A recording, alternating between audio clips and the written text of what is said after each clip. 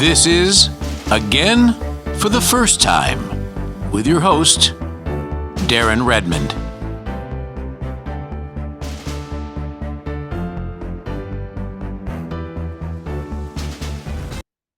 Hello, everybody. This is Darren Redmond with the Again for the First Time podcast. And I've been wanting to talk to this individual for a long, long time.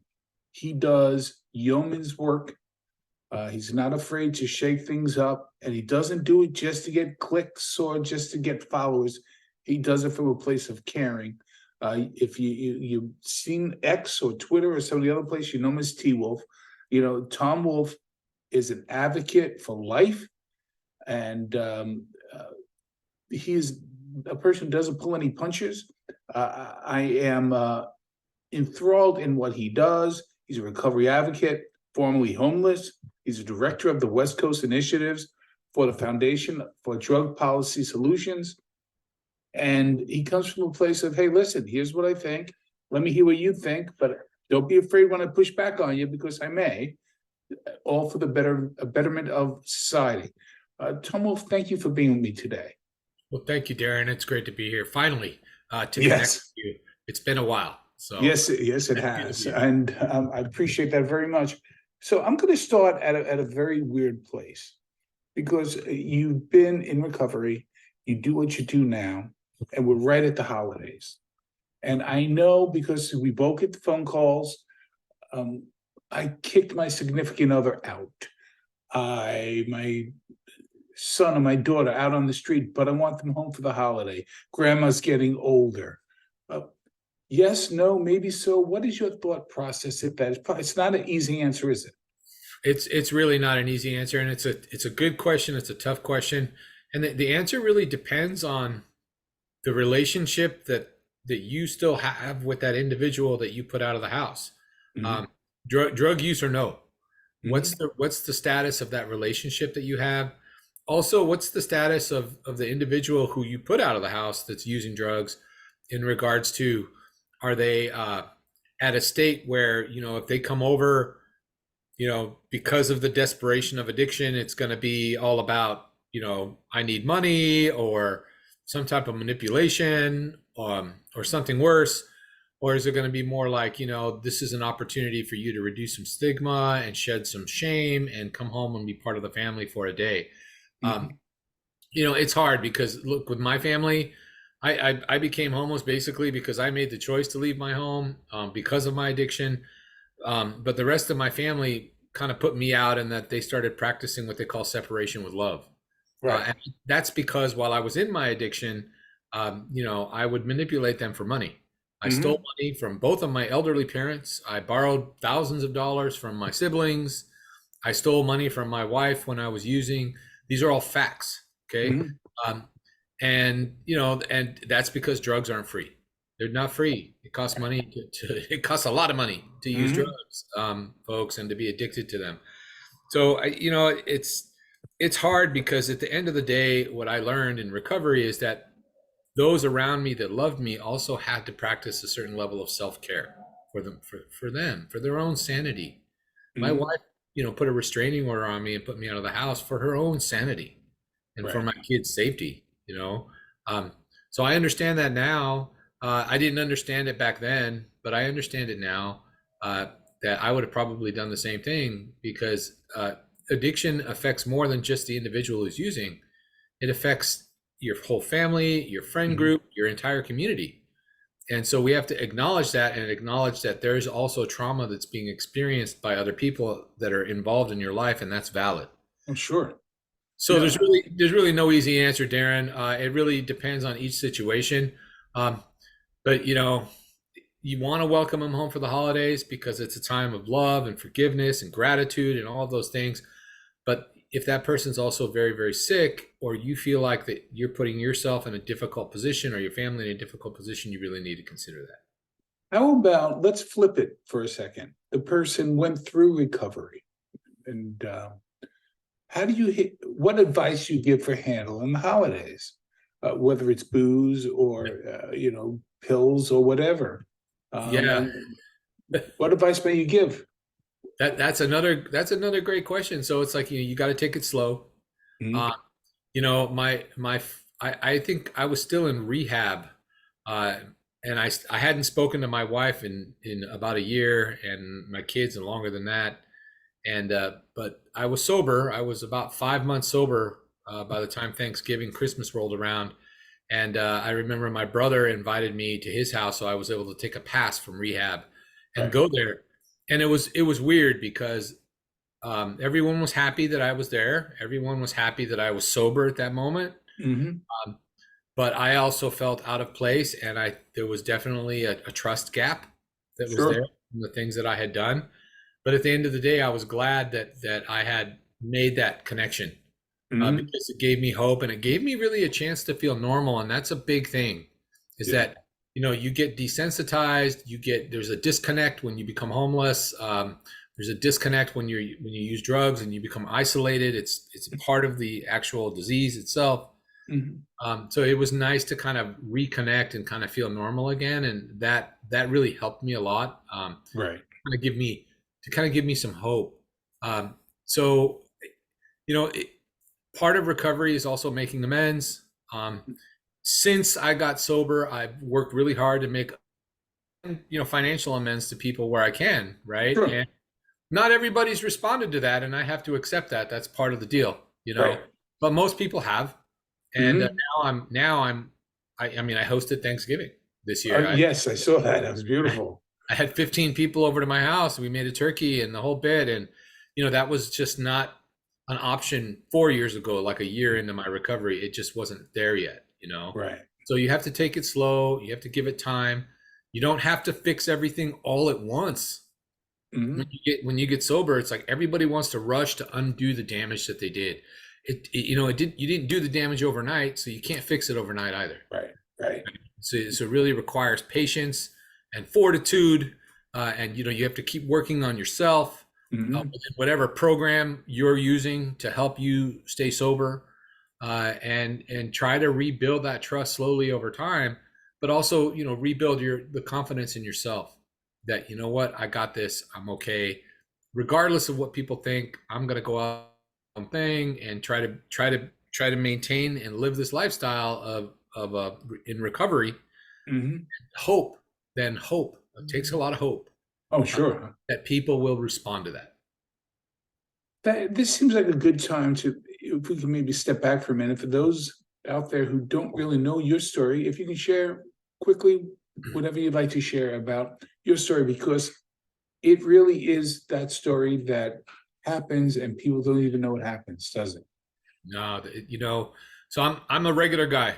I'm not anyone special. I had a decent middle class upbringing, married with 2 kids, homeowner, all those things. I had a job with the city and county of San Francisco as a Mhm. child support officer. I used to go after dads that didn't pay their child support. That was my Mhm. job. Uh, and in early 2015, I had broken my foot and I had to have surgery on my foot. And they had to set my foot and stick 2 titanium screws in there. And then they sent me home with a 30-day supply of 10 milligram oxycodone for the pain. Mhm. And I didn't use them as directed. There's no other way to say it. No, One pill wasn't cutting it every 4 to 6 hours, so then it became 2 pills. But I still remember that when I took 3 pills, the 30 milligram, that was kind of like the threshold for me. mhm. I kind of jumped this line into this euphoria where I was basically high as a kite. All my problems melted away. The pain was gone. Any marital problems, financial problems, all those things went away for about 3 to 4 hours. And so I wanted to keep it at that level. So Right. I continued to use more than I was prescribed. And so, of course, my prescription, after about 10 days, 2 weeks, I'm running out. Mhm. And I called my doctor to try to get more. I couldn't.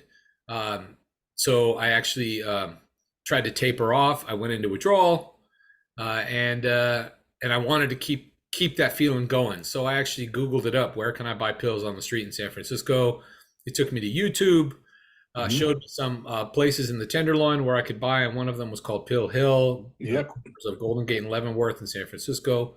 I went there, and sure enough, there were 5 or 6 guys. Now, mind you, this was in 2015 when Mhm. you could buy oxycodone on the street. You can no longer purchase it on the street. It's all fentanyl now. It's all fentanyl. Right. There's not even heroin anymore out here. Out here in San Francisco, it's all fent. So yeah, there were 5 or 6 guys selling pills, and I ended up, finding kind of one main guy. He was a veteran. He used to get 2 different scripts from the VA. He'd get one for 80 milligram oxycodone and one for 30 milligram morphine. And I used to buy a whole bunch of his supply from him, and I used it. And over the next year and a half or so, my addiction increased or grew to where I was taking 560 milligrams a day just to stay well. Right. Let me stop you there, just to kind of tie into as you proceed.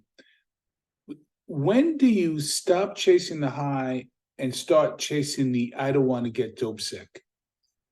When I was up there around 400 or 500 milligrams already. Wow. There was no more. I mean, I was still getting high off of it, but it was like I was really, really afraid of getting dope sick, because when I would try to back off of it, the withdrawals would kick in, and they were just fucking terrible, Darren. I mean, I had to people that know, they know. If you know, you know. No, but I'll tell you, hearing stories like that and what we do and whatever, it was like today, and not talking out of school, I had some, precancerous stuff done here. And the guy says, do you want some pain meds? I was like, nope. because of this, I played college football, and trust me, I know from what you talk. That's all I'm going to say. That's all I'll say. But yeah, it's scary, and it's quick. And your story where you made the jump, for those of you that's on YouTube, please search it out. When you made the jump from oxy to heroin because it was cheaper, if you don't mind, if you can share that story. Yeah, so I'm buying 80 milligram pills from this guy on the street, $30 a pop. I'm taking 7 a day. That's $210 a day times 7 days a week. So yeah, I dropped like $100K on drugs, on pills, on the street. And it became no longer economically feasible. Basically, my wife found out what was happening. I mean, she knew, but there's a lot of denial in addiction. Of course. She knew, but then when she figured out, like, oh wow, the house is in foreclosure. Oh shit, right. And that's how she found out, is that the house was in foreclosure because I'd stopped paying the mortgage to buy dope. She cut me off from the money, and I still remember going down to the Tenderloin that day with $30 in my pocket, and I was like, that's only enough for one pill. That's not going to cut it. So I walked down a block to Golden Gate and Hyde, and I bought 1/8 of a gram. I bought a couple of dimes of heroin instead. And I'm diabetic, so I've got needles at home. I went back on YouTube, found one of those harm reduction videos on how to shoot up safely, and I proceeded to become an intravenous drug user. And that's when my life really spiraled out of control too. I mean, it was already out of control because I was bankrupt. But that, it's when I switched to heroin that I lost my job. It's when I switched to heroin that I started crashing the car. It's when I switched to heroin that I would be driving to the Tenderloin at 2:00 in the morning to score dope and falling asleep at the wheel on the way into the city. Things like that would happen. With when it spiraled into heroin, it was, I still remember before I lost my job, I was bringing 3 pre-mixed syringes of heroin to work with me every day. Gotcha. And then going into the bathroom on my lunch break and shooting up, and then going back to my desk and passing out. I mean, those are the kinds of things where you no longer can function, even though I wasn't functioning well. I was using all of my money to buy drugs when I was on pills. But the functioning even went down even further with street heroin, of course. And then, I eventually became homeless because my wife, long story short is I stole some money from my wife, took the car, went down to the Tenderloin one day and didn't go home for 11 days. I did an 11-day bender out there. And the police found me and they told me to just go home because my wife had filed a missing persons report. I show up at the door. She's waiting for me with a packed bag saying, I got you a bed at a treatment center. You can either go to treatment or you can get out. And at that moment, I was dope sick. Right. So I left. I made the choice. I chose addiction over my family. And that's the thing that people that maybe don't understand addiction don't get. That the disease of addiction is so strong, you will choose it over your own wife and kids 10 times out of 10. For some people, for most people, really, to continue that addiction. And that took me to the street, where I ended up becoming homeless. I lived on the streets of San Francisco in the Tenderloin for 6 months, from January to June of 2018. I was using heroin, fentanyl towards the end of my time on the street.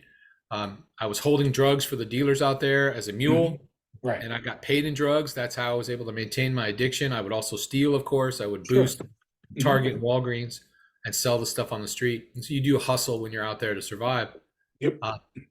And I got off the street because I started getting caught up, basically. And this is where I begin to diverge maybe from some folks when we talk about decriminalization and the need for law enforcement to play a role, not the only role, but to play a role in mitigating the drug crisis and the homeless crisis that we see out there. I was holding drugs for 6 different dealers at one point, and I had 6 gym socks in my coat. And the police were doing a sting on that block, and they had been surveilling me from the parking garage with binocs. And they start driving up the wrong way on a one-way street. Things are bad, so everybody, of course, scatters. Sure. I go around the corner. I think I'm getting away. Boom, an unmarked police car pulls up, and they get me. I've got 4.5 ounces of heroin on me. I got a lot of stuff on me, a lot of dope. I go to jail. I spend the night in jail. They release me the next morning on my own recognizance, no bail, back out into homelessness. And I went through that cycle 5 more times over a 3-month period until the 6th arrest. They basically said, you've caught too many cases too close together, can't let you out. And I ended up spending about 3 months in county jail, where I was given medically assisted treatment. I was given buprenorphine in jail to kick the withdrawals. And from there, I was presented with an opportunity to go to drug treatment because no one was still going to take me back. My wife still had a restraining order on me. And the only place that would take me for free was the Salvation Army. They had a bed available. So I went because I had lost everything at that point. I'd lost control even over the little bit of heroin that I had in my hand, sitting between 2 cars, smoking it off the foil, chasing the dragon. I'd even lost that. Right. So at that point, I had nothing to lose. I knew there was no way back to my family from the street, and I didn't want to be in jail anymore because jail sucks. And so I went to treatment, and it changed my life forever. Well, first of all, I'm glad it worked. And we both know how many times it doesn't, and you have to go back or whatever. And I'm so happy it worked. Was there a moment when you knew that I don't want to be this way anymore? Yeah, when I was in jail. Yeah. I have to be honest. So when I was on the street, when I would think about that or think about my kids, I would just use more to numb the pain. Really honestly, I would just use more because I didn't want to feel the guilt or the shame. And it's not even stigma, man. It's just the guilt and the shame that you screwed up and like you don't get to see your kids anymore. Right. Like that's not stigma. That's just like, damn, I screwed up and I don't get to see my kids anymore. I think it's important that people understand the difference. As society stigmatizes drug users, I know that that's a big issue right now of trying to destigmatize, but there's also some personal accountability in there where it's like, damn, I felt terrible that I had let my daughter down. She was 12 at the time. I let my son down. He was 9. That I hadn't seen them in a year plus. But it wasn't until I was in jail, where I had been in jail for a while. I'd been in jail. I'd been arrested. You got to remember, I'd been in jail 5 times before that, either for 1 to 4 or 5 days, and then they'd let me out. But the last time I got arrested, they locked me up for about 90 days. Right. So it was maybe about 30 days into jail that I was like, man, I've really, truly lost everything, and I don't want this to be my life. And I think it was a day when I met with my public defender, and he came to see me in jail, talking about all the cases that I had. He was like, well, we're going to try to get you on SSI, on Social Security. I said, what? He goes, yeah, well, you're 48. You're pretty much retired already. See if we can get you onto disability or Social Security. And I was just like, I don't think my life isn't over yet. I'm 48. My life isn't over yet. Yeah. That was one inkling. Another inkling for some of you faith-based folks out there that might be interested in that perspective. There's a library in our pod in jail, and somebody had thrown a Bible in the garbage, and I just thought it was disrespectful, so I just picked the Bible out of the garbage. Good. Took it back to my cell. I had nothing else to do. I started reading it, and I still have that Bible. I still have it. That's God bless. That's beautiful. So, yeah, I know that's not for everyone. I'm not trying to say that's for everyone, but I think it speaks more to the fact that when you've lost all hope and you're feeling truly alone in the world, it's okay to think that maybe there's a higher power out there, and it doesn't Yeah. have to be God. It can be a tree. It can be the universe. That there's a higher power out there that's looking out for you. Because Mhm. that, in my moment of solace and loneliness and pain in jail, I actually found a little bit of hope in that. Well, we both know somebody who wrote From Junkie to Judge. You know, she's not a believer, but in that worked for her. You know, and that's my point. There's not one fine line. There's different ways to get where they are. I happen to be a person of faith, but I understand those who don't. I Right. have a friend of mine who went through 12, who was an atheist, not even an agnostic, who didn't believe, and they had a problem with the God situation. And somebody explained to him and said, why don't you try God as an acronym for good, orderly direction Yeah, for there your you go. day? And that got him through. You know, so he was able to do that through the 12-step program that he went through. Because he was alcohol, so he went strictly for that. But let's unpack a little bit more and kind of talk a little more just the society in a whole. Why do you think we have these camps? Harm reduction. Now, I was part of a harm reduction seminar that I loved and a big part of that I believed in. And then there's people that say, you know, throw those bastards in jail forever, you know. And I really am where you're talking about, sort of in that middle. You know, Yeah. I'll give you a little bit about my family's background. My father was a New York City policeman for 20 years, then a U.S. Marshal. My brother, a New York City policeman. His son is a lieutenant. His other son's a lieutenant. Daughter-in-law is a cop. My point is, and we have addiction in our family as well.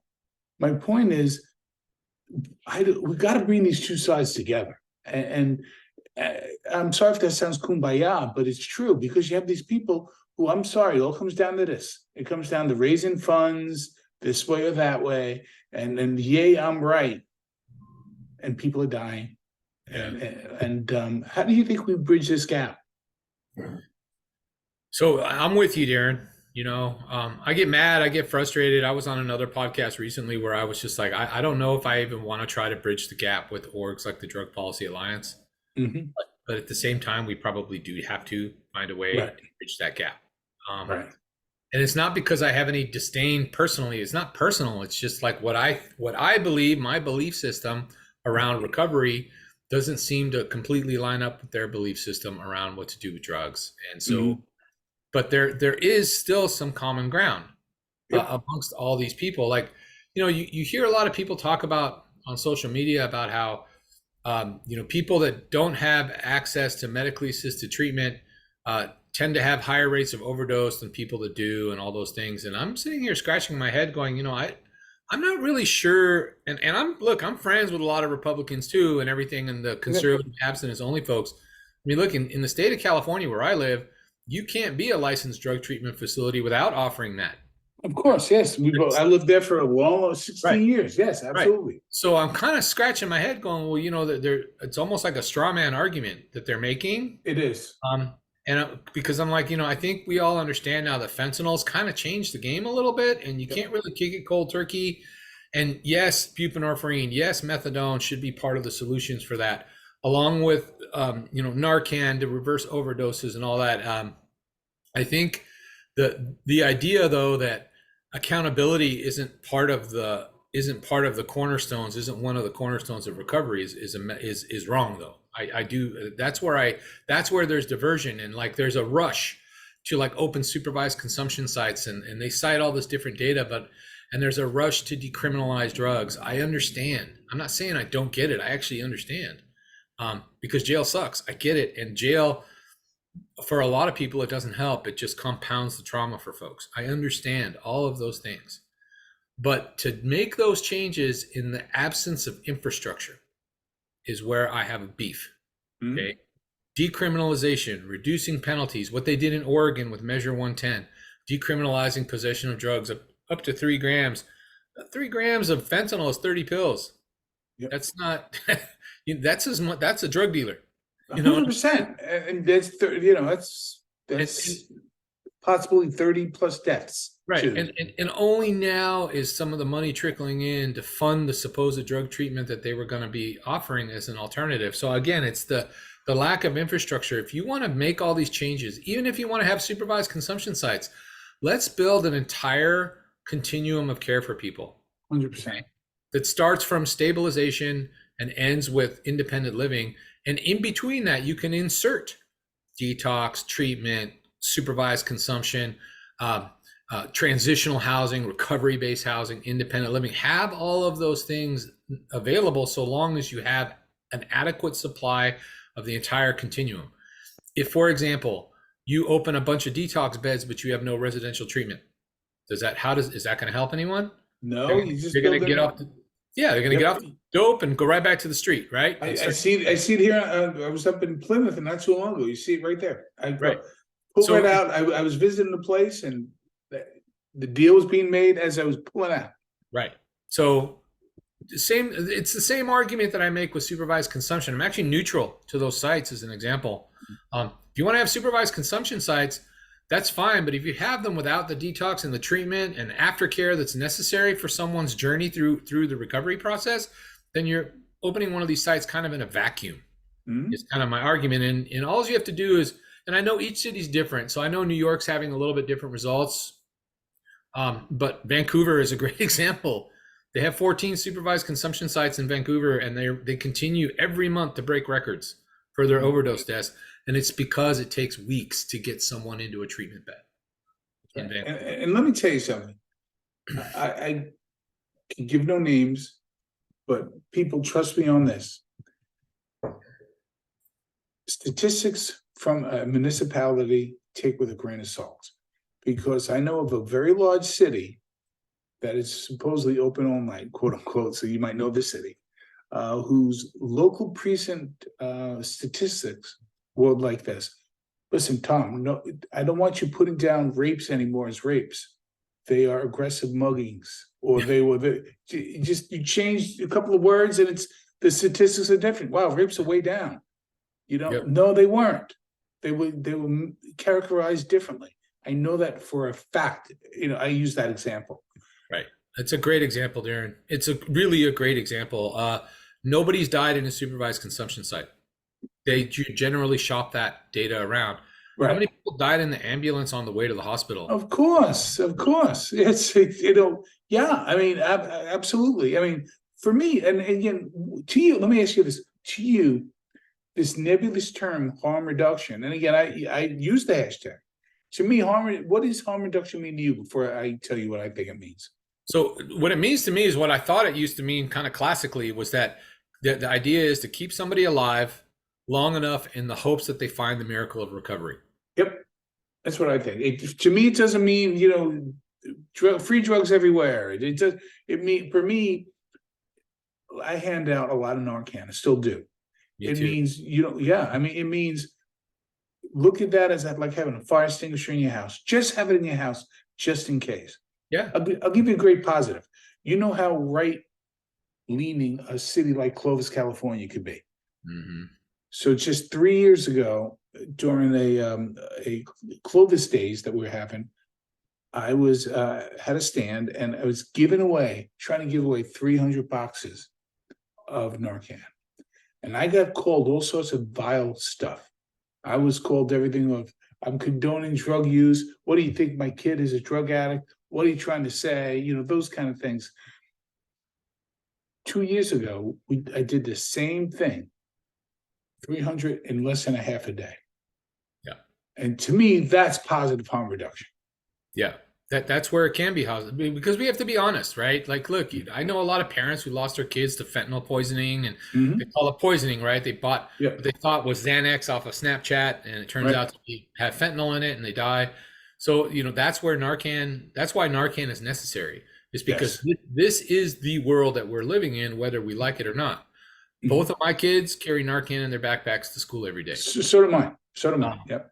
Because that's the reality that we live in today. It doesn't mean we have to like it. It doesn't mean that we just accept the world as it is. That's why we fight for change and advocate. But at the same time, you got to be real about what's happening. San Francisco this year alone, just in a 6-month period, the police pulled 76 kilos of fentanyl off the street. And that's probably 5 or 10% of what's actually out there. Oh yeah, that's it. So Yep. we've got to be real about what's happening out there. I mean, it's an unmitigated crisis of epic proportions, worse than anything that we've ever faced before. And that's supported by the data, by the amount of overdose deaths that you see out there. It's worse than the crack era in many ways because now our response to it hasn't been as bad as it was in the crack era. Our response was wrong in the crack era. We all admit that. But that doesn't mean that we should let the pendulum swing all the way to the other side to this kind of permissiveness. And that's where I think harm reduction gets muddled. That's exactly, I agree, 100%. There's the definition of harm reduction as maybe you and I believe it, and then there's kind of this idea that harm reduction also means permissiveness, and underneath that is a goal to have it be legalized and the whole bit. And I just don't trust, private health insurance companies, private pharmaceutical. After what happened in the 90s with pain pills, I just don't trust them that they're going to legally do this the right way to give medication out for people. They're not. I mean, I have my thoughts on like in my utopia, and I'm sorry for you again, hard right people. It might seem a little socialist, scary, but like I'm a big believer in what happened to you is the success story. You go in, whether you're you're busted for your 5th time, like you did Too Close Together, plus other things. You're shoplifting, you're publicly urinating, you're harassing this public. You have healthcare professionals on staff at those facilities that say, hey, this is what's going on here. This is the way we diagnose Darren or Tom, and these are some options. You take some of these kids that are fresh out of medical school who have these big student loans, and you pay them whatever prevailing wages for that city, and they have to do 2 or 3 years, doing that. It's a start. At least it comes with something to help these people. Yeah. Or else we're just going to do this. I love San Francisco. I mean, my wife and my daughter love LA. My daughter lives in LA. I've always been a San Francisco guy. I love it. And and it's still beautiful. But it's a shame what's going on there. It's an absolute shame. And people walk over, these are human beings. And it's just a mess that we allow this to happen. Right. My grandma used to say, because she lived in an old area of Brooklyn, it was all mobbed up. And she says, say what you want about these mobsters, but you'll never see these streets dirty or this or that. Or why? They took care of the streets. Right. Maybe not the right way, but they took care of the streets nonetheless. So this is the problem, is that it's really a philosophical issue about like how to solve homelessness. Housing. Okay, we all agree that there's a housing crisis on the West Coast of the United States, and that more housing would help alleviate much of this problem. But at the same time, there's this deliberate downplaying of the drug and mental health crisis because there's an effort to destigmatize people's views around people who use drugs. The problem with that is that they're making a terrible mistake, because while the destigmatizing is good, downplaying the actual size and scope of the problem is really a mistake, because then budget dollars don't go to the right place to address the right things. Right. And that's already been kind of put in place and almost like codified into law in California, that pretty much most of the money that we're spending now is just on housing for home. When they talk about services for the homeless, it's creating, either converting old motels into some kind of housing or trying to build new housing along the way. And we're never going to build enough of it fast enough to house 191,000 people that are experiencing homelessness right now.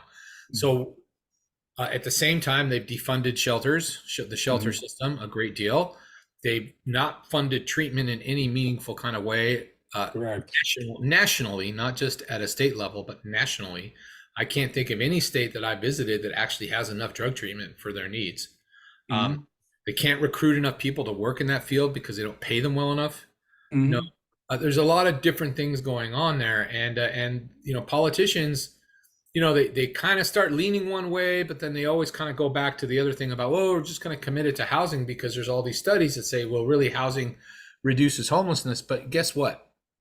When you're homeless for 5 years, you're living in a tent on the street, and you're in injecting substances into your body every single day, and you're living on general relief or general assistance to get you, and then maybe the occasional shoplifting to get you through your day.